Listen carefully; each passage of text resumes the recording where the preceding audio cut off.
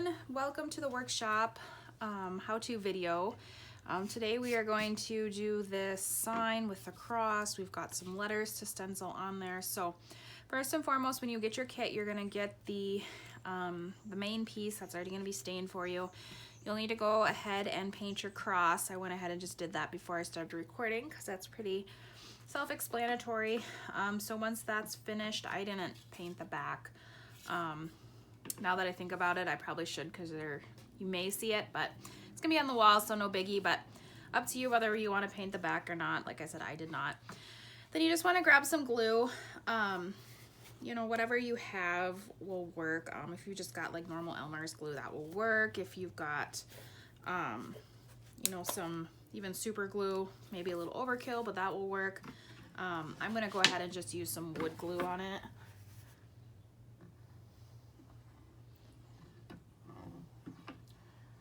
Not gonna take a lot just because that's a lot. Not gonna take a lot. Don't use as much as this. This is just gluing here, but obviously not gonna be structural or anything, just hanging on the wall. Way more than is needed there. So then what you're gonna do is you're gonna kind of decide where you want to put it. You know, just a reminder, you're gonna have words on there.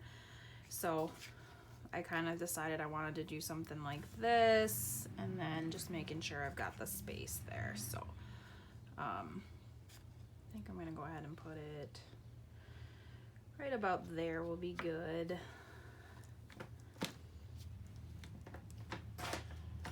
Smush that down so it's on there. All right, so for the next part, what you're gonna do is you're gonna go ahead and you are going to add your stencil letters to your to the backing. So you have your stencil pieces. They're gonna come looking like this. The clear piece that you see on there is actually transfer tape. So you want to peel it at the edge. Yours will be pretty easy to come off just because I will pre-peel yours. Unlike mine, I kind of just do it on the fly here. So find a corner, you'll go ahead and peel it. If any pieces aren't sticking, just lay it back down, go over it a little bit with your finger. Like I said, it should come up pretty easy for you guys because I will pre-peel all of this and lay it back down for you, so it's pretty easy. And then you're gonna wanna think about where you're gonna wanna place it. Just remember the part here is where you're stenciling, so if you need to trim around the edges here, you can do that to get it to lay a little bit better. Just make sure you don't get close to where you're gonna be stenciling because that can make it a little bit harder for you if you've got a tiny little space left between the edge of your stencil and the part that you don't want to be painting on. So then once you have it where you want it, just give it a good push down and you can slowly start peeling. Just watch your little pieces like in your E's, in the middle of the D. If it doesn't want to stick, just go back over it a little bit.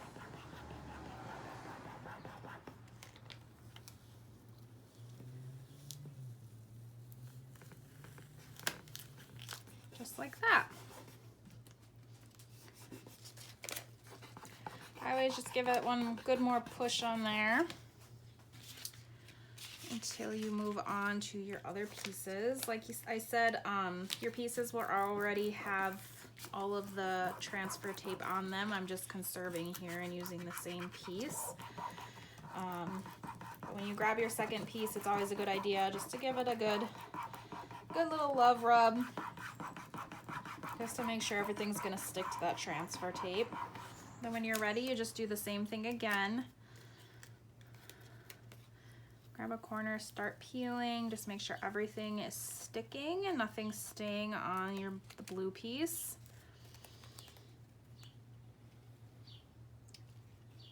Stick that right there.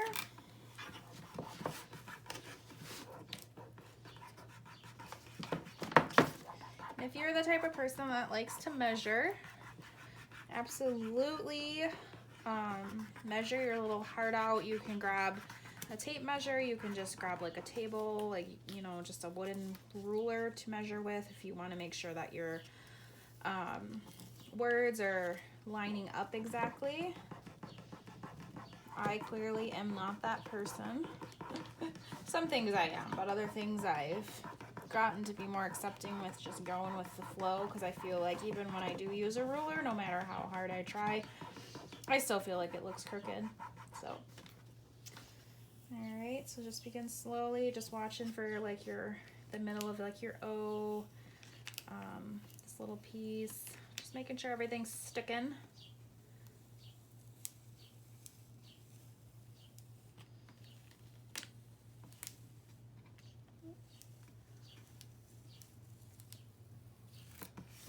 Go. And one more.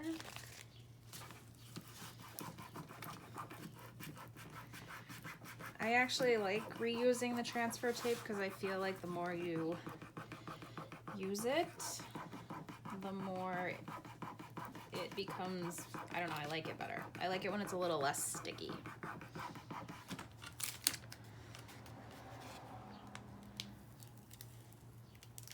There we go.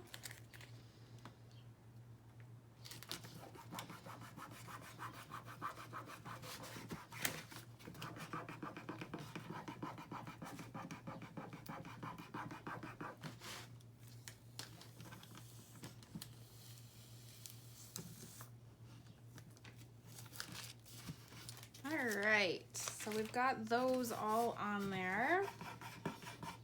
Like I said, just go back over them. Small little love rubs just to make sure everything is stuck down. Ends being a little weird there.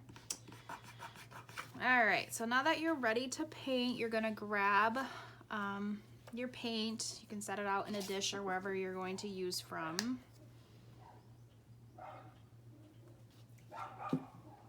You can hear my puppers in the background. I'm in my garage right now, so that's why there's incessant barking going on in the background. Okay, so when you begin, what you're gonna wanna do is grab your foam brush and your paint, and you're gonna wanna do really light dabbing. So when you start, don't go back and forth, because what you're doing by the dabbing is you're sealing the edges of your stencil. And what that does, it allows for that to seal. So any of your future coats of paint, the edges are already sealed, so that helps prevent with any like running and just not looking like a clean, crisp line. The least amount of paint that you can use on this first coat, the better. Definitely do not just load this up with paint. The second thing when you're stenciling is you want to make sure that between your coats of paint, you let it completely dry. If you do too much paint on your first one, don't let it dry and you just keep adding more layers. It can kind of turn into a stenciling nightmare. And some colors are a little bit more finicky than others. I don't know why. I'm thinking it's probably whatever pigment is inside of them for the color can be a little bit more finicky, but as long as you stick to very light, simple coats at first, you know, make sure you even it out. If you see like a spot that may have gotten a little bit more paint and is kind of different than the other spots, just make sure you sponge it out and even it out. Once you get the hang of stenciling, it's pretty awesome, but it can be kind of frustrating when you're learning, just because it is easy to mess it up. But that's why we start with these small projects. I don't ever do pick up how-to video workshops that are too complicated, because I want you to be able to do this at home and be successful, because nothing sucks more than trying to do something and not doing it well and not being happy with yourself, because then you're not going to want to do it again, and that's not my goal. So just slowly sponge on there, like I said, that first coat, as light as you can possibly go. If you're working in a decently warm area, this paint will dry pretty quickly. I imagine by the time I get back up, finish all the way down here, where I started is going to be dry. But just be careful, like I said, watch for your puddles of paint. If it's not dry yet, just don't let it dry. Don't add more layers of paint to it. Can really turn into a little bit of a disaster. So just keep doing this until you're pretty content with the darkness of your letters.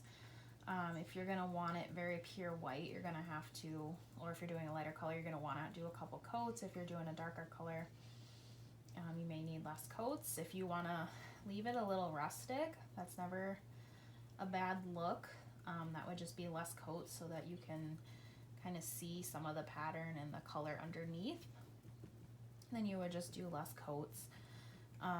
If you want to get super crazy, you could combine your cross color and your word color if they're different, and maybe do a base color and then do you know, a light layer of the cross color to just bring those colors together. But that is completely up to you. So just work on that, and make sure everything is completely dry before we move on to the next step, which is going to be removing the stencil. Alright, so once everything is dry, you can go ahead and pull the stencil off. I pulled one off, as you can see.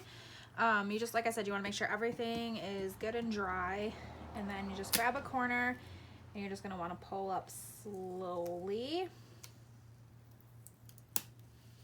So because of the nature of this wood, it's kind of a grainy wood, you are going to have a little bit of the bleeding, no matter how hard you try to prevent it. Because when you do stencil, it has a lot to do with the graininess of the wood, and then when like the vinyl adheres to it, those little ridges that are left in the wood, if the paint gets out into that, you will have the little bit of bleeding. So you can kind of scrape it off. I do, like I said, I do sand all of this down, so hopefully it's as minimal as possible, and usually you're not going to see it. And then also you can grab the middles. If you've got a pick, go for it with that.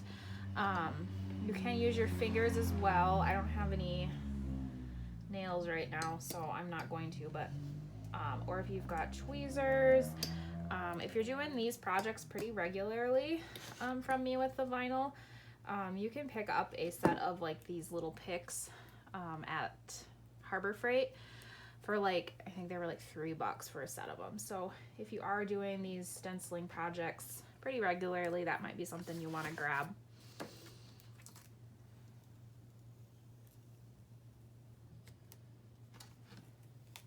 And then if the vinyl rips as you take it off, that's perfectly fine.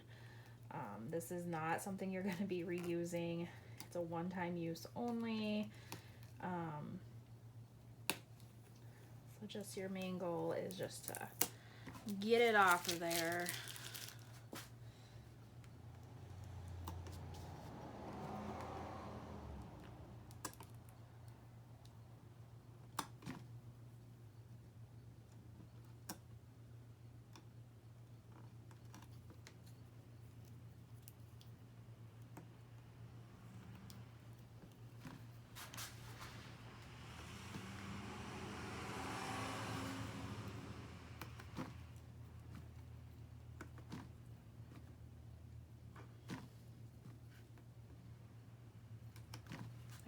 Go.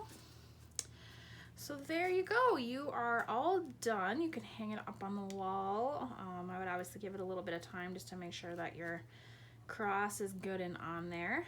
And then make sure once you get it hung up that you post a picture of your finished product on the Facebook page so that we can all see it and be super excited for your awesome creativity.